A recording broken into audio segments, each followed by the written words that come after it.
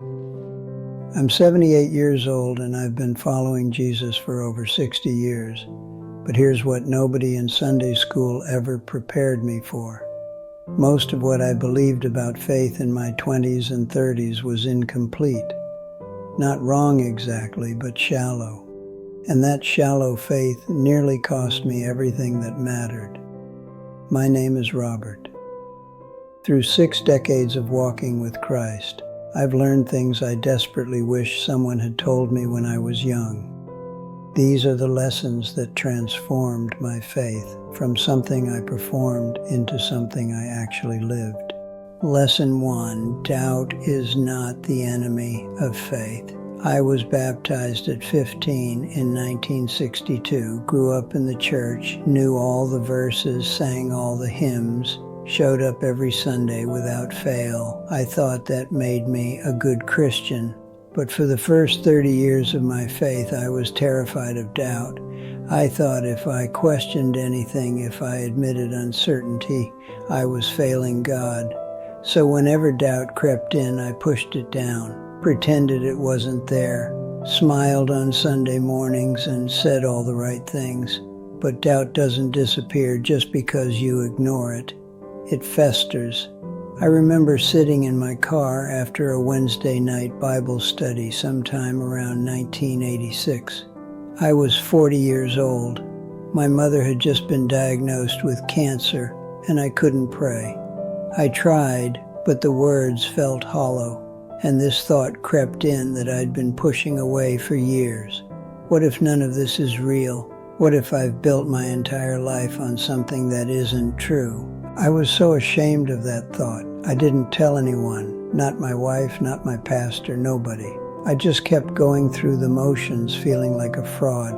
It wasn't until years later when I finally confessed this to an older gentleman in my church named Arthur that I found freedom. Arthur was in his 70s at the time. He'd been a missionary, a pastor, taught seminary for a decade. And when I told him about my doubts, expecting judgment, he just smiled. He said, "Robert, I've doubted more times than I can count. Doubt isn't the opposite of faith. Certainty is." That changed everything for me. Faith means trusting when you can't see clearly. If you had all the answers, you wouldn't need faith at all. Doubt isn't a sign that your faith is weak.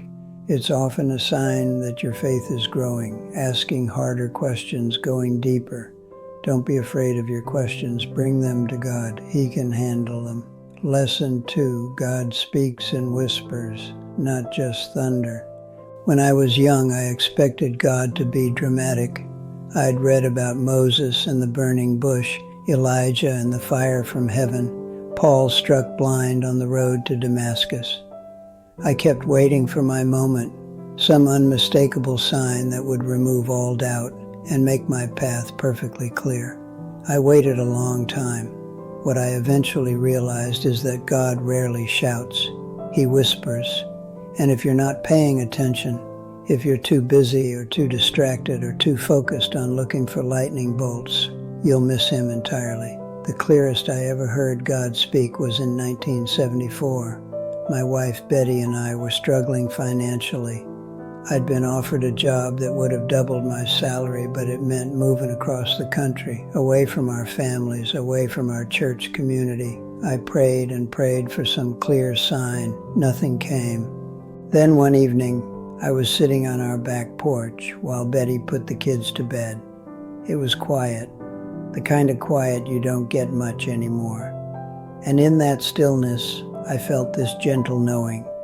Not a voice exactly, but a peace about staying. A sense that the money wasn't worth what we'd lose. We stayed. And I can tell you now, 50 years later, that was one of the best decisions we ever made. Not because we got rich or because life was easy, but because the community we stayed rooted in carried us through things we never could have survived alone. God speaks, but you have to get quiet enough to hear him. Lesson 3: your children are watching your faith more than hearing it. I have 3 children, James, Mary, and our youngest, William. I raised them in the church. We did family devotions, said grace before meals, prayed at bedtime. I thought I was doing everything right, but here's what I didn't understand back then.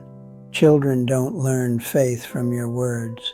They learn it from watching how you live when things get hard.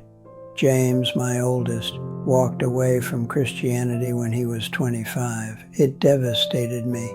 I couldn't understand it. We'd done everything we were supposed to do. For years, I blamed myself, blamed the culture, blamed his college professors.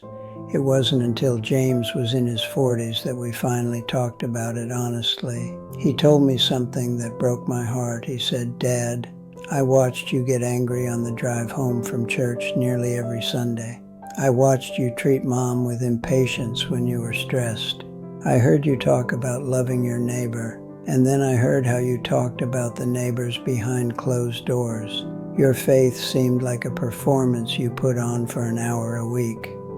He was right, and it took me years to admit that. I'd been so focused on teaching my children the right doctrines that I neglected to show them a life actually transformed by those doctrines.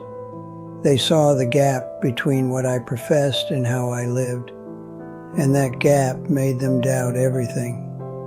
James and I have a good relationship now. He's still figuring out what he believes, and I've learned to stop preaching at him and start loving him. But I wish I'd understood earlier that the sermon your children remember isn't the one you gave them on Sunday. It's the one you lived on Monday through Saturday. Lesson 4, forgiveness is not a feeling, it's a decision. I held a grudge against my brother for over 20 years. His name was Paul. We had a falling out in 1978 over our father's estate. Things were said that cut deep. Money does that to families. It exposes things. For 2 decades, we barely spoke. Family gatherings were tense. Our children grew up not really knowing their cousins. And every time I thought about reaching out, I'd remember what he said, and the anger would come flooding back. I told myself I'd forgive him when he apologized properly. That apology never came, not the way I wanted it.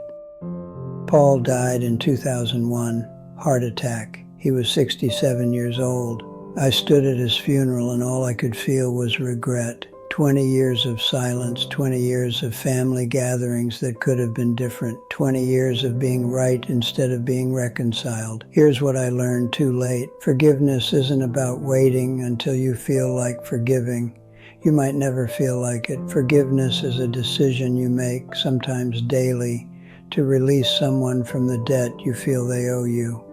Not because they deserve it, because carrying that bitterness is destroying you, not them. Jesus said to forgive 70 times 7. I used to think that was about forgiving different offenses. Now I think it means forgiving the same offense over and over again. Every time the memory surfaces and the anger returns, you choose forgiveness again and again until the grip it has on you finally loosens. Don't wait 20 years. Don't wait until it's too late. Make the call. Write the letter. Whatever it takes. Lesson 5. Church is not a building. It's the people who show up when your life falls apart. I've been part of the same congregation for over 40 years. Same building, more or less. But my understanding of what church actually means has changed completely. When I was younger, church was about programs and services and making sure everything ran smoothly. I served on committees. I helped with the budget.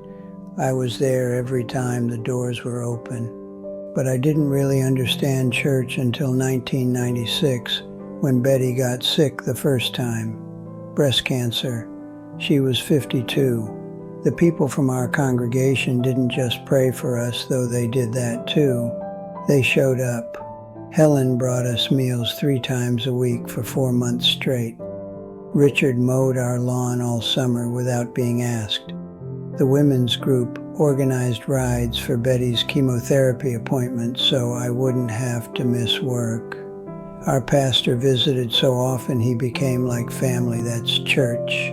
Not the building, not the programs, not the worship style or the denomination. Church is the body of Christ in action. It's ordinary people being the hands and feet of Jesus to each other. Betty survived that first bout. She lived another 26 years before the cancer came back. And in both seasons of her illness, it was the church that carried us. If you're not in community with other believers, you're missing something essential. Faith was never meant to be a solo journey. Lesson 6. Your testimony is your whole life, not just your conversion story. For years, when someone asked me to share my testimony, I'd tell them about getting saved at 15, the altar call, the prayer, the feeling of peace afterward. That was my testimony, a moment in 1962. But I've come to understand that your testimony isn't just how you came to faith, it's how you're still coming to faith. Every day, every choice, every moment of trust, and every moment of failure. The most powerful testimony I can offer now isn't about that night in 1962. It's about sitting beside Betty's hospital bed in 2022, holding her hand as she took her last breath, and still believing that God is good. It's about watching my son walk away from faith and choosing to love him instead of lecture him. It's about waking up at 78 years old, with more years behind me than ahead, and still trusting that the God who started this work in me will finish it. Your whole life is your testimony.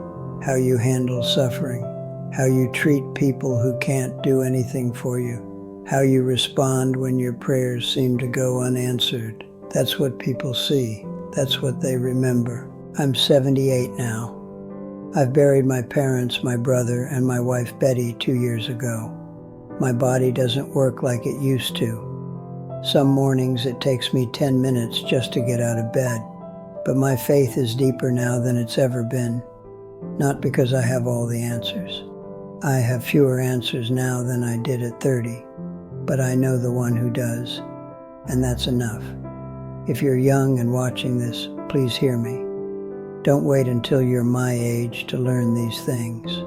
Don't waste decades being afraid of doubt or waiting for God to shout or holding grudges or performing faith instead of living it.